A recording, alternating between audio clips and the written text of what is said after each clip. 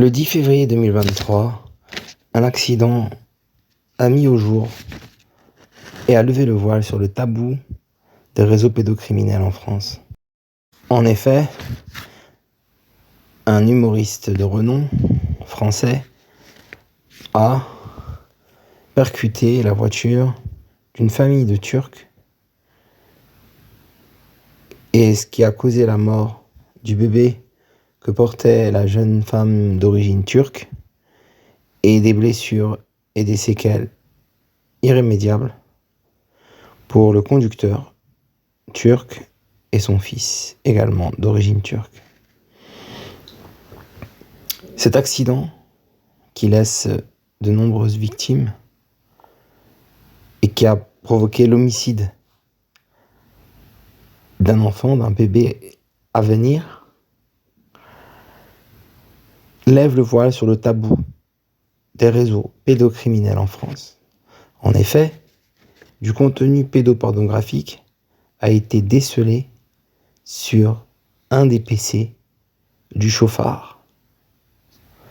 Car le chauffard était sous emprise de substances psychoactives, de drogue et d'alcool, et conduisait en étant dans un état second, dû à la prise de ces substances et à cette alcoolémie très élevée.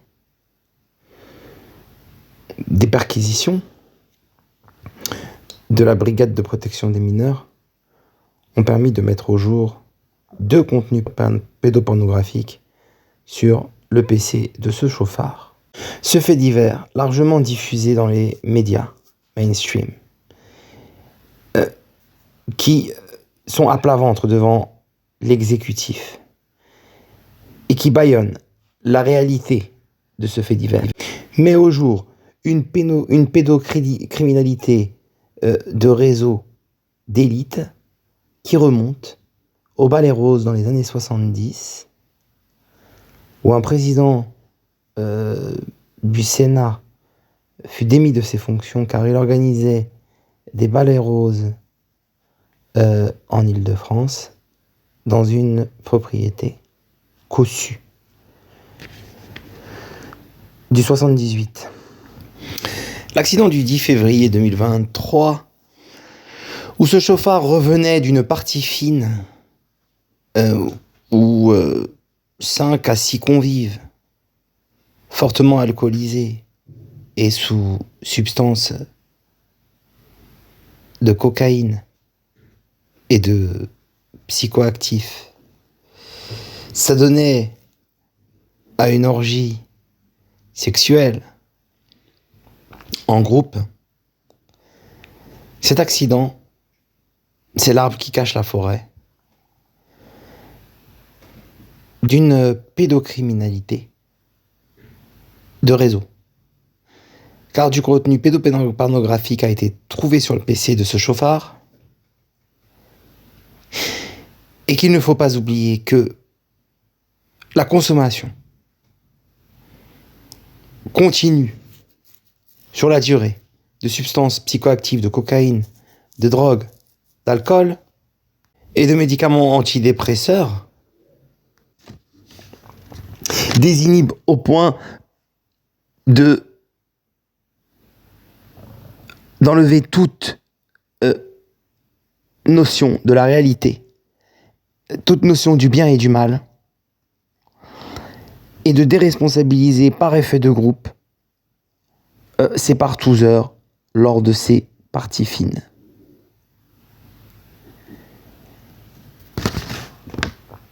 Qui durent plusieurs jours. Dans des villas cossues d'Île-de-France, mais de Toulouse également, lors de l'affaire Allègre, ou du nord de la France, lors de l'affaire des Corons. N'oublions pas que l'abus de ce mélange détonnant de substances psychoactives, de drogue, de cocaïne, d'alcool, mène souvent au suicide. Les toxicomanes dépressif, qui s'adonne à ses orgies en groupe. Comme en témoigne le club des 27 où pullulent les stars du showbiz, du cinéma, de la musique, qui moururent avant l'âge de 27 ans, sur ordonnance de leur dealer, par ce cocktail de molécules psychoactives et d'alcool.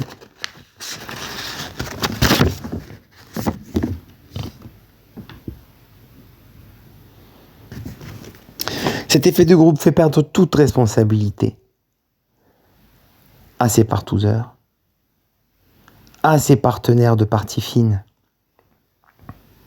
qui peuvent même aller jusqu'à s'adonner à des sacrifices d'enfants, des tournantes sur enfants, des enfants souvent de la DAS, des enfants disparus, des enfants kidnappés, des enfants livrés en pâture à ces partouzeurs, souvent satanistes et appartenant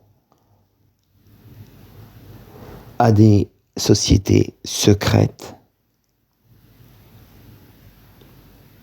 où ils peuvent s'adonner dans l'anonymat de villas cossues,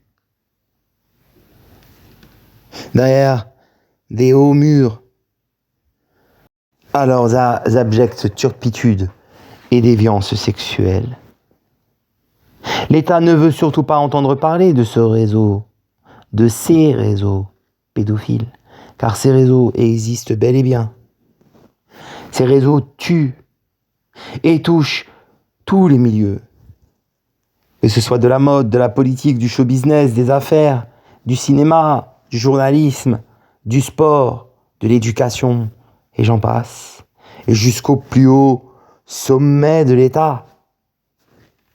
Il y a des adeptes de ces parties fines qui coûtent la vie à des enfants en devenir. Il faut lever le tabou de la drogue, de l'alcool, du BDSM, des réseaux pédocriminels. Il faut une police-justice à la hauteur, à tous les échelons, locaux, nationaux et internationaux, pour faire tomber ces réseaux, dont les ramifications sont souvent les plaques tournantes du tourisme sexuel.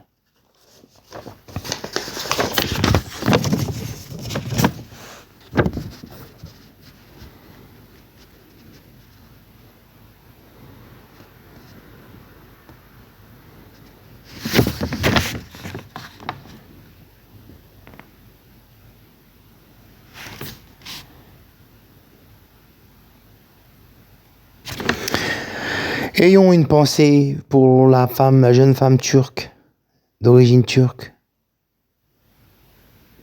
qui a été grièvement blessée et qui a perdu son enfant à venir à cause de ce chauffard qui revenait d'une partie fine où drogue, alcool et psychoactifs étaient au menu et où, vraisemblablement, d'après des sources, aurait un ministre ou un proche d'un ministre en exercice aurait été convié. Ce chauffard avait du contenu pédopornographique sur un de ses PC et se serait vanté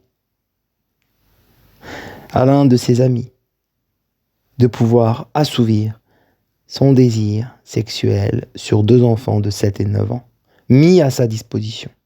La question est de savoir par quel réseau, par quelle entremise ces jeunes enfants ont été mis à disposition de cet être qui s'adonne à la pédocriminalité.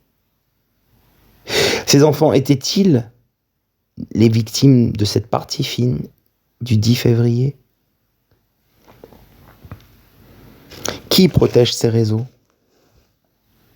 Dans le silence assourdissant des médias mainstream qui tremblent devant un pouvoir tutélaire qui met une chape de plomb sur ces réseaux pédocriminels. Soutenez notre chaîne.